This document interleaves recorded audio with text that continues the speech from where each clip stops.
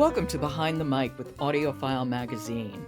This is where the subjects are audiobooks and the actors who narrate them.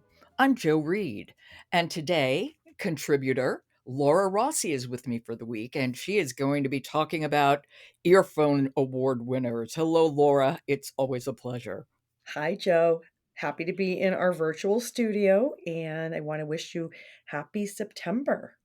Oh, happy September to you too. It's still, I think it's left over from being a kid, but it's still not my favorite month.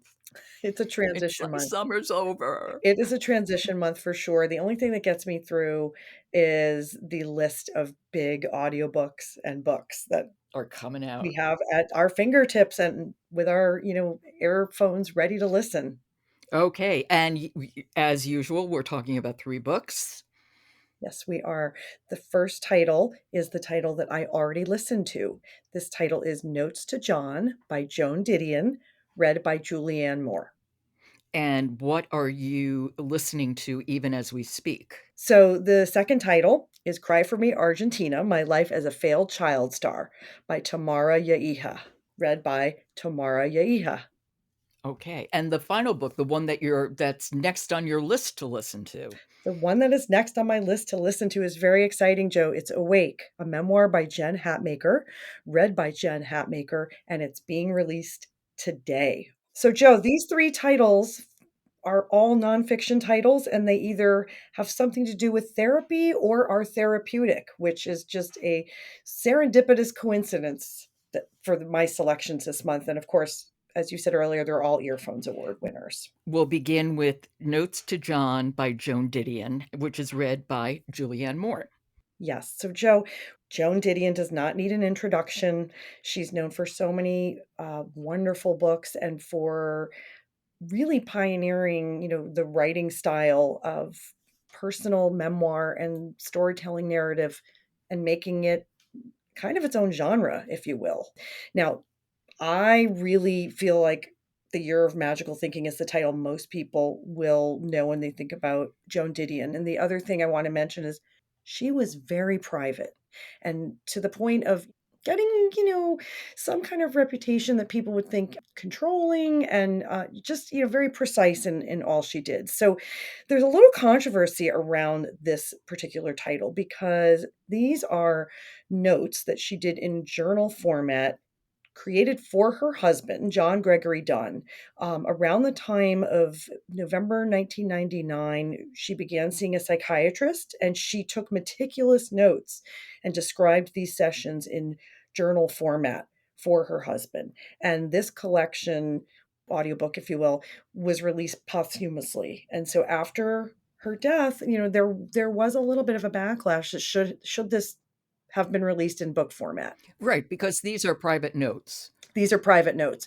And so I approached it with an open mind. And I do think the insight into her humanity and her role as a mother was compelling and helped me define her as a different kind of writer and person. So I'm on the side of gratitude for the notes to John. I listened to a lot of this book, and while I certainly found it compelling, and Julianne Moore's narration is, it sounds like Joan Didion to a large degree.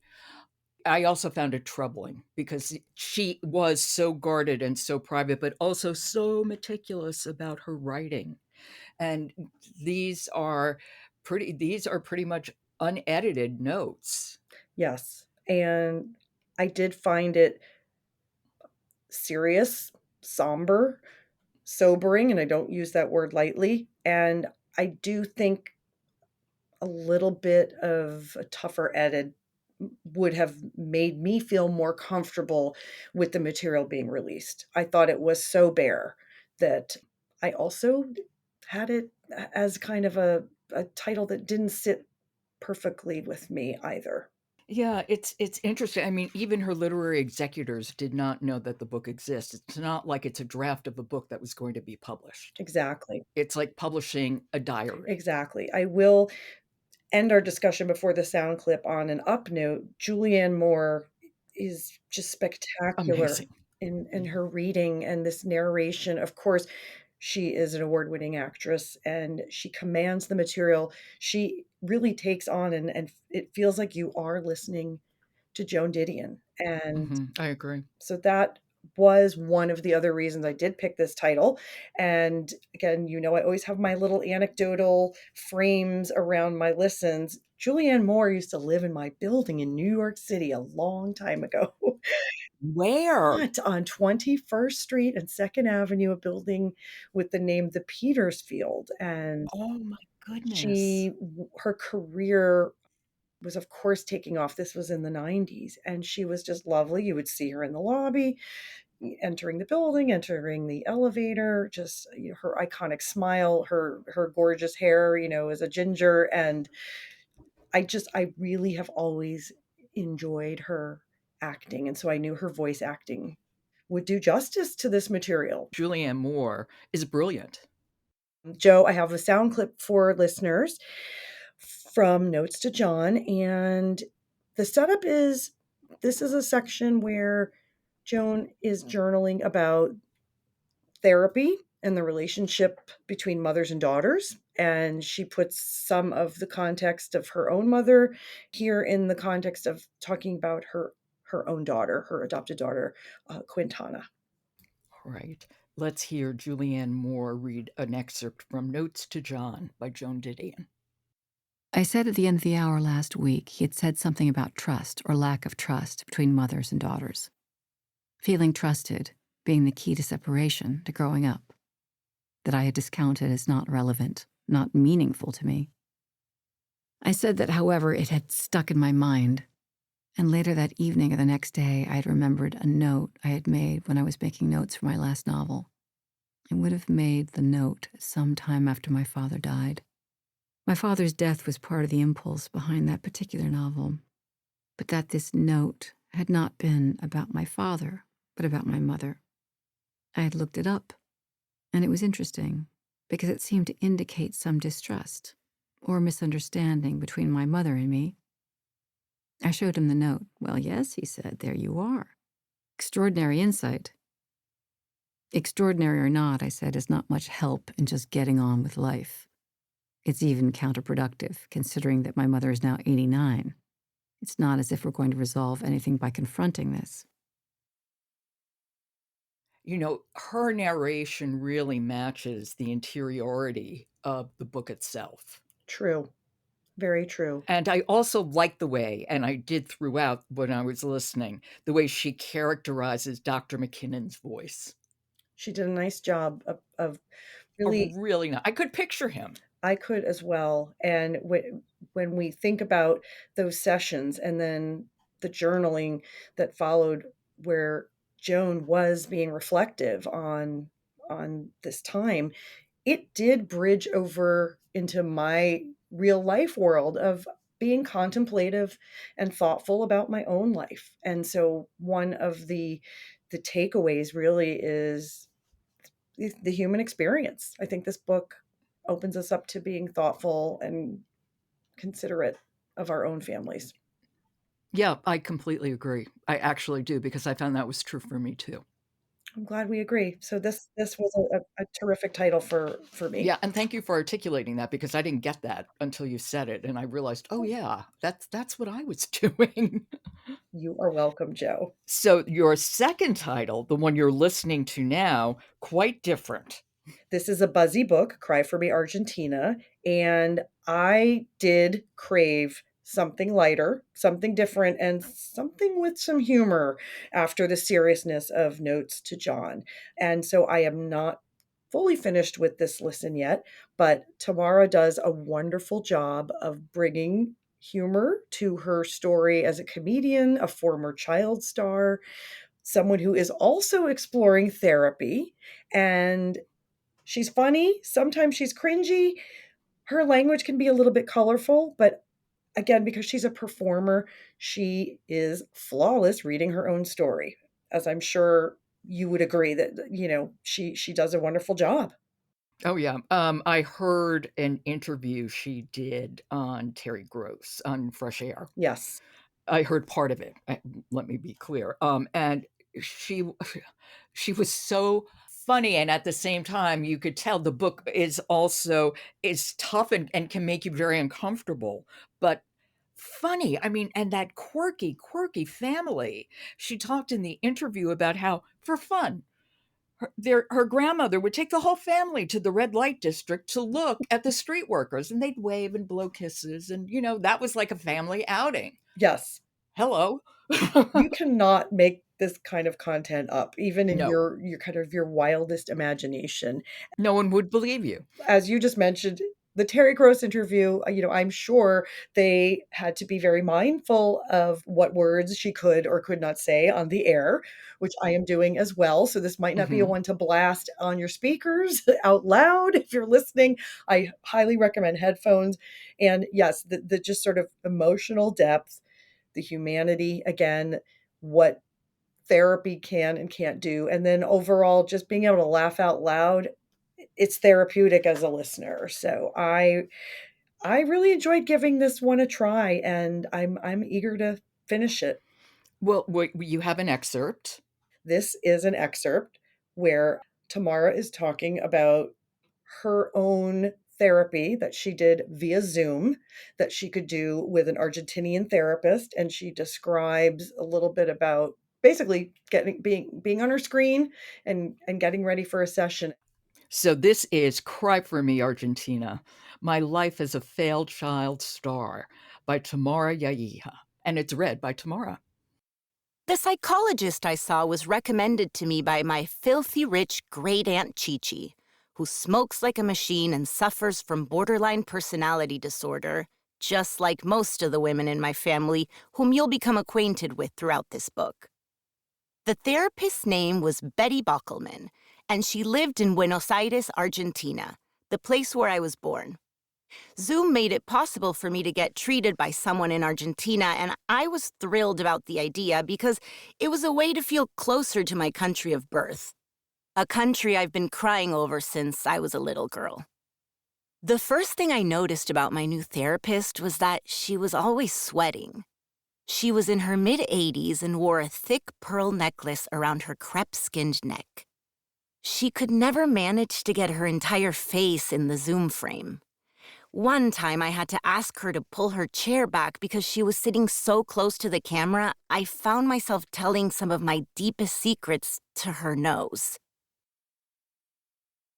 She is such a lively narrator, which I really like. And I got a sense of that from that Terry Gross interview, too. She's so present. It's like Really a is. live wire. Yes, and she's colorful. I mean, she comes across with all of her energy and color and vibrance, and that particular sound clip, I I really felt like I was sitting next to her, having her do this while I was just, kind of witnessing it alongside her, and that's the flavor and feel of the entire narration. Yeah, I have a long drive this weekend, and I have this down as a book to listen to. It will Um, keep you awake. It will it keep you definitely will it'll keep me going because it's quite a long drive, and I'll be by myself, so I don't have to worry about any language whatsoever. Great choice, Joe. And finally, Awake, a memoir by Jen Hatmaker, read by Jen Hatmaker. Yes, this title, as our listeners know, and Joe, is one of the most anticipated books of fall. There are buzzy listen to lists and review lists. And of course, today is the publication date. And like our first title, Jen Hatmaker doesn't really need an introduction. She's a very popular podcaster. Her show is called For the Love. She also has a huge following from her previous books and 1.5 million, I think, combined social media followers. And she Whoa. is just really an influencer, someone who's navigated her own religious and spiritual journey and her marriage. And there's been a lot of anticipation for this title, which was embargoed. So we got an early copy and of that sound clip that we're going to play later. And oh my gosh, it takes you right in. Well, tell us a little bit. Some people might not have heard of her, so tell us just a little bit about her. She was I mean, she's an influencer, but that also has had a trajectory. Yes. So, she basically was a TV personality and she was a Christian women's influencer. So she really had kind of a family style lifestyle. She was the voice of that evangelical community of women and moms. And her marriage basically shattered, and she had to redefine everything from, what she thought about the LGBTQ community as well as her faith. And she's continued to be a voice of the modern woman. And this memoir in particular talks about her experience of her husband of 26 years cheating on her. And so things are not what they always appear to be. And because I haven't listened to this yet, I'm curious to hear her honesty and her, I think, tolerance and openness. Okay, and we have an excerpt. Yes, we have an excerpt. I don't know much. So this really is the very beginning of the book where, and that was not a spoiler. The news is everywhere about her husband, his infidelity and her marriage ending. And so she takes us in right at the top with finding out that her marriage is over. And that's what the clip is. This is Jen Hatmaker reading from her memoir, Awake. Part 1. The End. Over. At 2:30 a.m. on July 11th, 2020, out of a dead sleep, I hear 5 whispered words not meant for me. I just can't quit you. My husband of 26 years is voice texting his girlfriend next to me in our bed. It is the end of my life as I know it. The next 4 hours are chaos. While he eventually passes out from a treacherous combination of booze and exposure, I follow a trail of betrayal on his computer, an entire other life. My body is frozen. I can't even cry. My whole world is slipping away click by click. I float above myself, watching my brain absorb the impossible, watching my heart splinter. Oi, oi, oi, oi. Mm-hmm. What a way to open a book, and what a thing to wake up to. And, This is not for the faint of heart. definitely not. As I put the 3 titles together that we've talked about today, the human experience, our pain, our joy, our suffering, it brings us together on a human level, and it was very enlightening for me to just hear these personal stories that are so vastly different, and yet But they're also family oriented, right? We have Joan Didion struggling with her relationship with her daughter, right? So we're hearing something from a mother's perspective. right, And then with Tamara, her relationship with her family certainly has so much to do with what she's dealing with in her book. yes, And now it seems like with Jen, it's this just incredible betrayal by her husband right. that she's coping with. So it seems like family is very central to all three too. And I think not in a downer way, but I'd like to just acknowledge that everyone has something. We're all facing challenges. And so to think about how hearing other stories can also help us be more in touch with our own, just it feels like a nice way to frame all 3 of these really incredible Earphones Award winners. I agree. And thank you so much, Laura. A pleasure as always. Thank you, Joe. I'll speak to you soon. Okay, take care. Today's episode of Behind the Mic is sponsored by Blackstone Publishing, creators of award-winning books and audiobooks for every kind of reader. Find out more at blackstonepublishing.com. Behind the Mic is produced by Jessica Lockhart, Robin Whitten, Michelle Cobb, Stephen Cummings, Leslie Fine, Alan Minskoff, Alex Ritchie, Laura Rossi, and Kendra Winchester are our contributors.